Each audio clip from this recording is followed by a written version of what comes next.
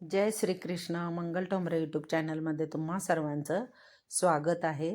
तर बघा, इकडे आज मी दुपारच्या जेवणामध्ये एक ही भन्नाट अशी रेसिपी बनवलेली आहे. अगदी साधी सोपी आणि गावाकडची रेसिपी आहे. तर ही बहुतेक सगळ्यांच्या खाण्यात असणार आहे.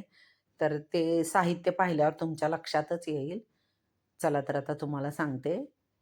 ही हरभऱ्याची भाजी घेतलेली आहे सुकलेली, तसेच मुगाची डाळ, शेंगदाण्याचं कूट, लसूण आणि कोथिंबीरचा ठेचा, तसेच थोडे साल काढलेले शेंगदाणे आणि 2 चमचे चण्याचं पीठ. तर ही हरभऱ्याच्या भाजीची पातळ गरगटी भाजी बनवलेली आहे आणि ही गावाकडे हमखास खाल्ली जाते दुपारच्या जेवणामध्ये या संध्याकाळच्या जेवणामध्ये. गरमागरम ही भाजी भाकरीबरोबर खूप सुंदर लागते. तर जेव्हा ओली भाजी असते ती खुडून वाळवून ठेवलेली असते. त्याच्यावरती आंबा असते. आंबट लागते ही भाजी. थोडीशी आंबट लागते. त्यामुळे चवीला खूपच सुंदर लागते. सुकलेली भाजी पण आणि ओली भाजी पण चवीला एकदम सुंदर लागते. तर आता आपण इथे कढईमध्ये तेल टाकलेले. त्याच्यामध्ये आपण पहिली मोहरी टाकून घेतलेली आहे. मोहरी छान तडतड करायला लागली की त्याच्यामध्ये जिरे आपण टाकून घेऊया. तर ह्या भाजीला बिलकुल वेळ लागत नाही, झटपट अशी होते. गरमागरम भाजी करा, तिकडे दुसऱ्या गॅसवर ठेवायची आणि इकडे 2 भाकरी केल्या, वाह! सुंदर आपला दुपारच्या जेवणाचा बेत होतो. अगदी तसाच मी केलेला आहे. तर आता जिरे, मोहरी आणि लसूण, कोथिंबीर छान टाकून घेतली आहे.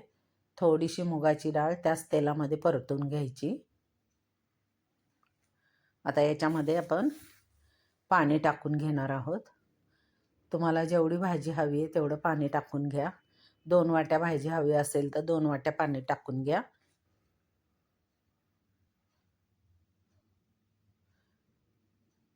अगदी शिजायला याला बिलकुल वेळ लागत नाही, लगेच शिजली जाते.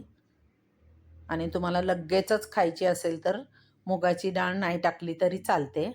आता ह्याच्यात चवीनुसार मीठ, लाल मिरची पावडर, हळद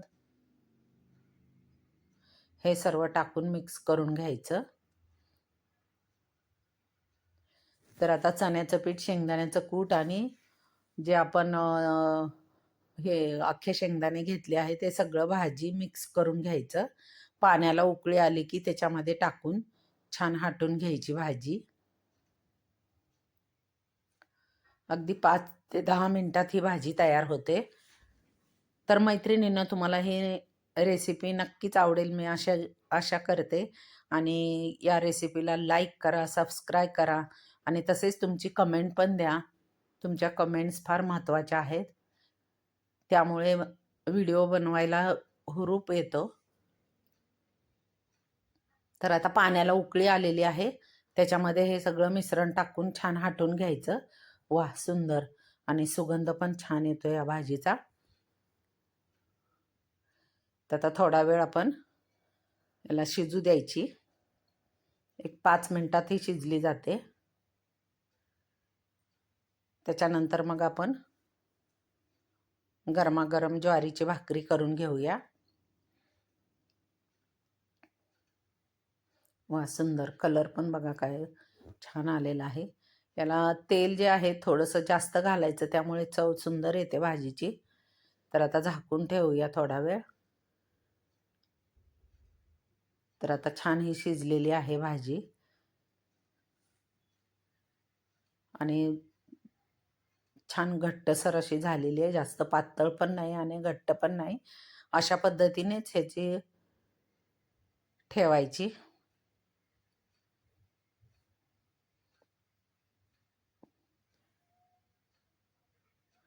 तर आता ही भाजी शिजलेली आहे, आपण बाजूला काढून ठेवूया आणि याच गॅसवरती आपण भाकरी करून घेऊया.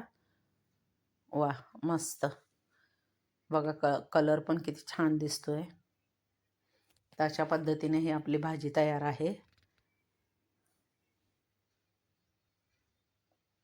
चला तर आता आपण ज्वारीची भाकरी करून घेऊया. आता इथे पीठ घेतलेलं आहे ज्वारीचं. हे पीठ आहे ना, थोडं थोडं पाणी टाकून छान मळून घ्यायचं. ही भातावरती पण छान लागते भाजी, पण भाकरी बरोबर अगदीच अप्रतिम लागते.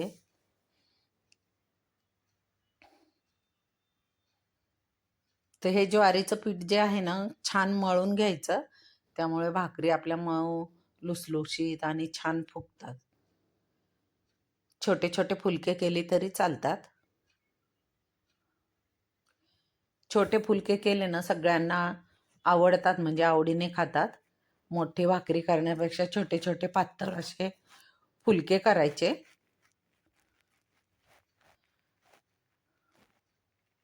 जर कोणाला ज्वारीची भाकरी आवडत नसेल तर छोटे छोटे फुलके केले तर अगदी आवडीने खातील. वा, सुंदर. तर अशा पद्धतीने आपण छोटे फुलके करून घेऊया. आता आपली ही भाकरी थापून तयार झालेली आहे.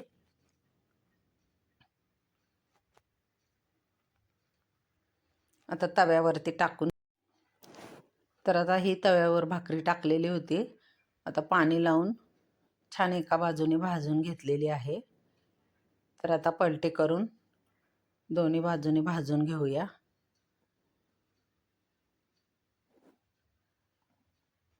तशा पद्धतीने आपले हे छोटे छोटे फुलके तयार झालेले आहेत. एकदम पातळ असे फुलके केलेले आहेत.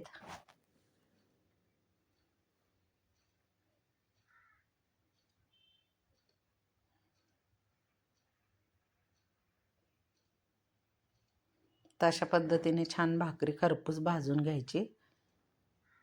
वा, सुंदर. तर आता आपली ही भाजी आणि भाकरी तयार आहे. तर आता आपण ताटामध्ये हे सर्व करूया.